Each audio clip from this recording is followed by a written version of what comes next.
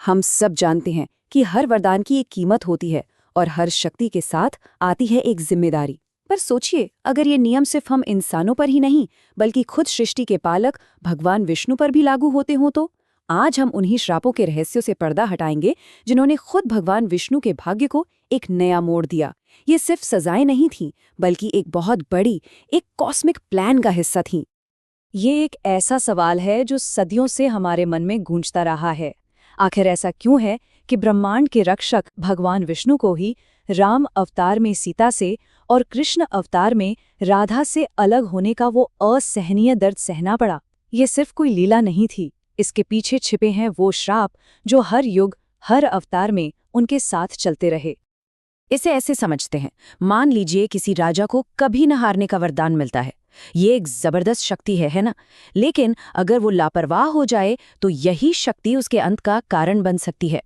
ठीक वैसे ही भगवान विष्णु के महान कामों के जैसे धर्म की रक्षा करना अक्सर कुछ ऐसे अनएक्सपेक्टेड नतीजे होते थे जिनका असर सीधे सीधे उनकी अपनी जिंदगी पर पड़ता था।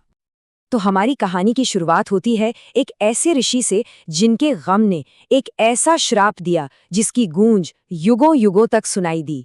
ये थे ऋषि भृगु, और उनका श्राप ही वो शुरुआत थी जिसने भगवान विष्णु के लिए प्रेम में बिछड़ने का एक दर्दनाक सिलसिला शुरू कर दिया। तो हुआ ये कि असुरों ने ऋषि भृगु की पत्नी काव्या के आश्रम में पनाह ली। काव्या अपनी दयालुता के लिए जानी जाती थीं और उन्होंने असुरों को शरण दे दी, ये जाने बिना कि उनकी यही करुणा उनके लिए जानलेवा साबित होगी। अब विष्णु के सामने एक बहुत मुश्किल चुनाव था, धर्म की रक्षा करें या एक निर्दोष की जान बख्श दें। अपने कर्तव्य को चुनते हुए उन्होंने एक ऐसा कदम उठाया जिसका पछतावा उन्हें हमेशा रहा।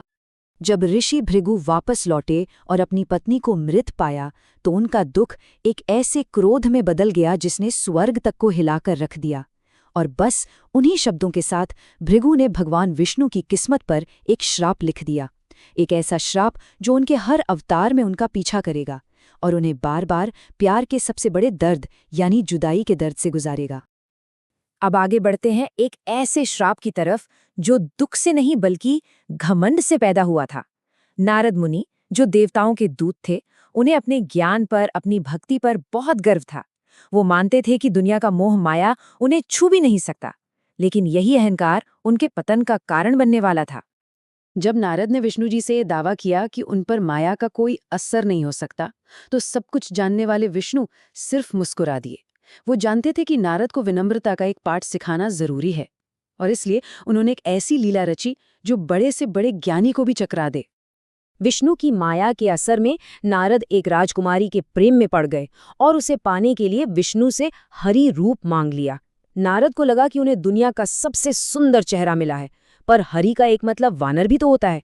नारद, जो खुद को सबसे ज्ञानी समझते थे, अब उनका चेहरा एक बंदर जैसा था। जरा सोचिए, जब उन्होंने पानी में अपनी परछाई देखी होगी तो उन पर क्या बीती होगी। इस अपमान से तिलमिलाए हुए नारद ने गुस्से में विष्णु को श्राप दे दिया, जो बिल्कुल उनके अपने अनुभव जैसा था। उन्होंने कहा कि विष्णु भी एक स्त्री के लिए तड़पेंगे और तब बंदर ही उनकी मदद करेंगे। और इस तरह नारद के अहंकार ने अनजाने में ही रामायण की पूरी कहानी की नींव रख दी, जहां वानरों की सेना विष्णु के अवतार राम की मदद करने वाली थी। अब आते हैं तारा की कहानी पर, एक ऐसी रानी जिसका दुख एक ऐसा श्राप बन गया जो युगों तक कायम रहा। तारा का बदला सिर्फ एक जन्म तक सीमित नहीं था, बल्कि ये एक युग से दूसरे युग तक पहुंचा। भगवान राम अपने मित्र की मदद करने और धर्म के नियमों का पालन करने के बीच उलझे हुए थे। उनका फैसला हालांकि नेक इरादे से लिया गया था, लेकिन उसके परिणाम बहुत दुखद हुए।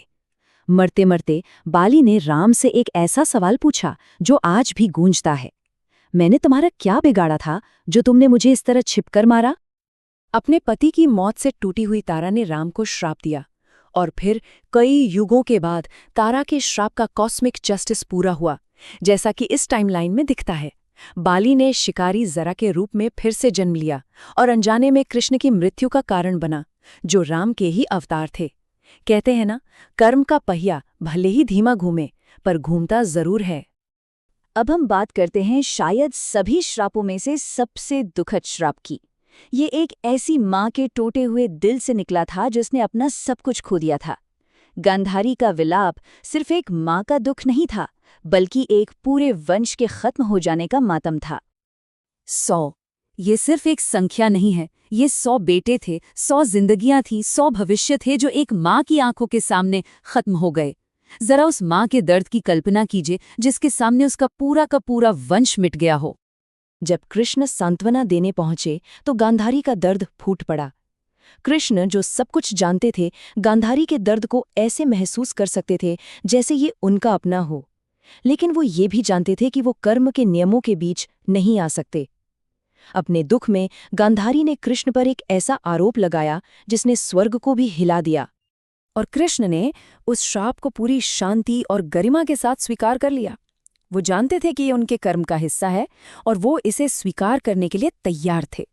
और इस तरह गांधारी के शब्दों ने यदुवंश की किस्मत तय कर दी और एक ऐसा विनाश हुआ जिसने आखिरकार कृष्ण के अपने जीवन का भी अंत कर दिया। तो इन सभी कहानियों का आखिर मतलब क्या है? क्या ये सिर्फ दुखद घटनाओं की एक लड़ी है या ये किसी गहरे सच की ओर इशारा करती हैं? इसका जवाब छिपा है कर्म के उस अटूट नियम में, एक ऐसा नियम जो खुद देवताओं पर भी लागू होता है। इन सभी श्रापों की जड़ में बहुत शक्तिशाली मानवीय भावनाएं हैं। एक पति का प्यार और उसका खोना, एक ऋषि का अहंकार, एक पत्नी का गहरा दुख और एक माँ का असहनीय दर्द। हर कहानी हमें यही याद दिलाती है कि हर क्रिया की एक प्रतिक्रिया होती है, चाहे वो क्रिया करने वाला कोई भगवान ही क्यों न हो। और ये एक ऐसा सबक है जो हम सब पर लागू होता है। हमारे कामों के नतीजे होते हैं और हम उनसे बच नहीं सकते।